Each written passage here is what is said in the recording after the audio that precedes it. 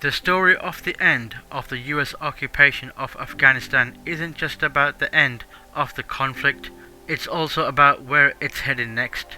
The Pentagon didn't spend $2 trillion over 20 years to walk away from one of the most valuable squares on the geopolitical chessboard empty-handed. The possibility for full-scale re-entry into the country is always there, but in the meantime there are plenty of lessons the Pentagon learned that they'll be employing stateside. In the meantime, since a report was published last week on Biden's wars, the situation in Afghanistan has deteriorated rapidly. American troops have already been redeployed as the Taliban stormed across the country to recapture the capital.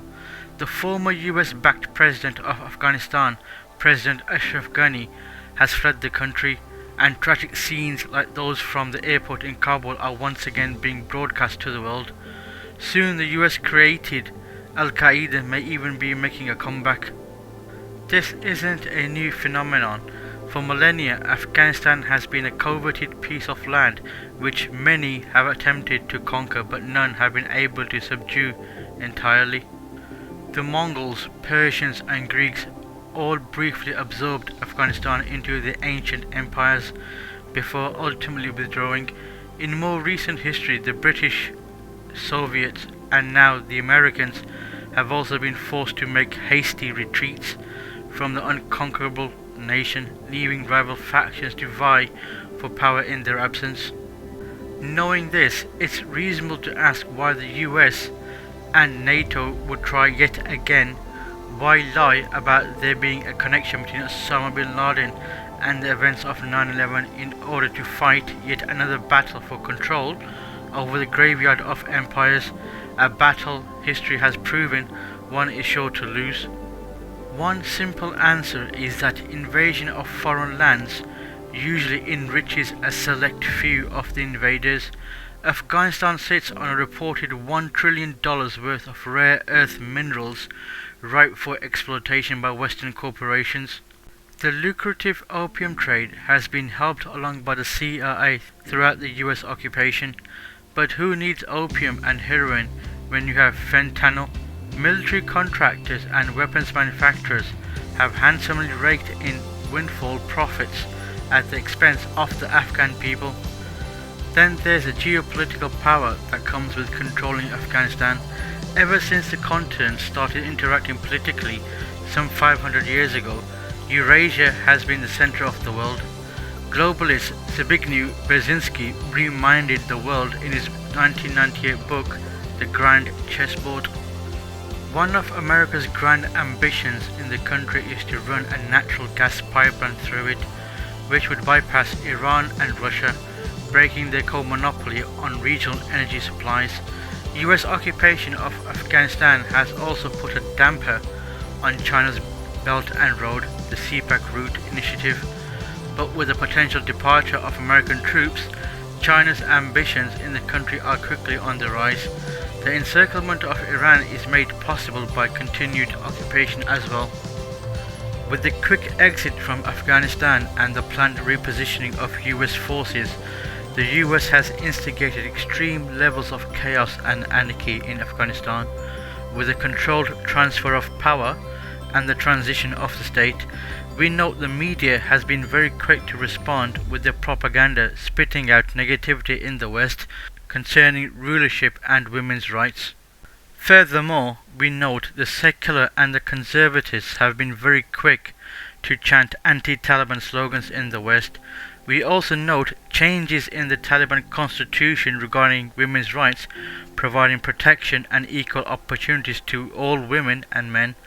Also moving forwards, the Taliban must unite its people in order to unify its nation.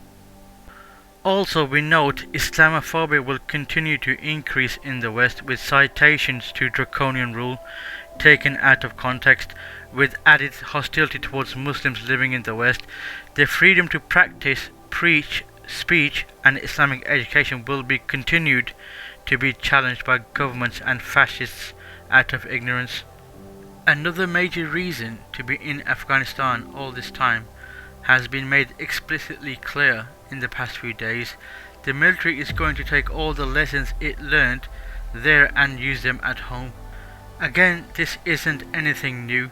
The US military and the cohorts in the intelligence agencies have a thorough track record of testing things out on foreign populations before turning their eyes back on the domestic population. Chemical weapons used on the battlefield of Europe during World War I were eventually used at home on unknowing Americans. Intelligence spooks who would spend years disrupting, infiltrating, sabotaging and ultimately destroying communist groups abroad deployed those same tactics against Americans who were opposed to the Vietnam War, segregation and other injustices.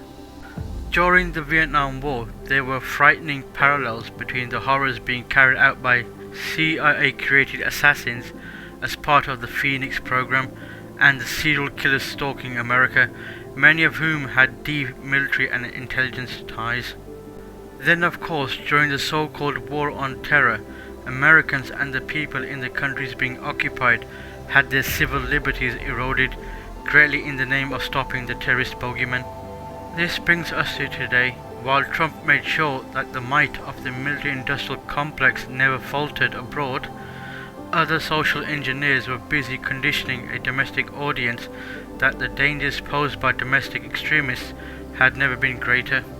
In Trump's America, the rise of right-wing, white supremacists and extremists were once again touted as threatening to undo everything the great American experiment had worked so hard to create.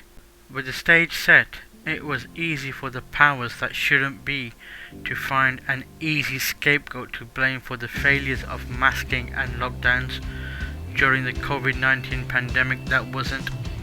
These selfish anti-science cretins were more concerning than the virus itself, and their red state leaders like Ron DeSantis and Kristi Noemi were only egging them on by not locking them indoors and shutting down the local economy. When these extremists weren't protesting against draconian government mandates, they were committing non-stop hate crimes at a time against Black Lives Matter and Stop Asian Hate supporters who were having their fiery but mostly peaceful gatherings. This narrative has only grown stronger under the Biden administration, as lack of vaccinations and subsequent COVID variants are being blamed on these domestic threats.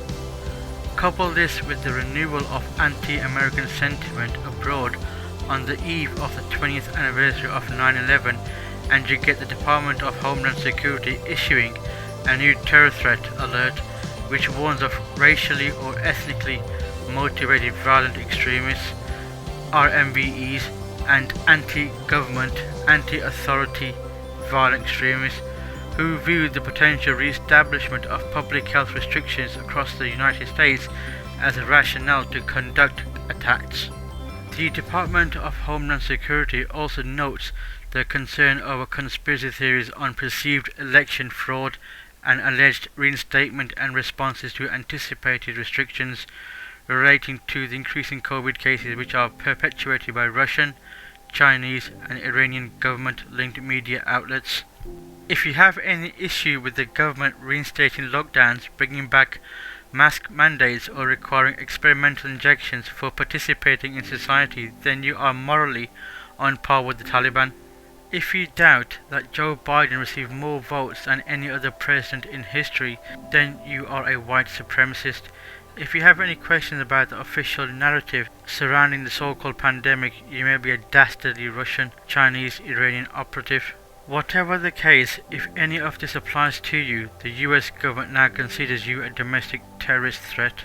What we can ultimately glean from this newly issued alert is that dark days lie ahead.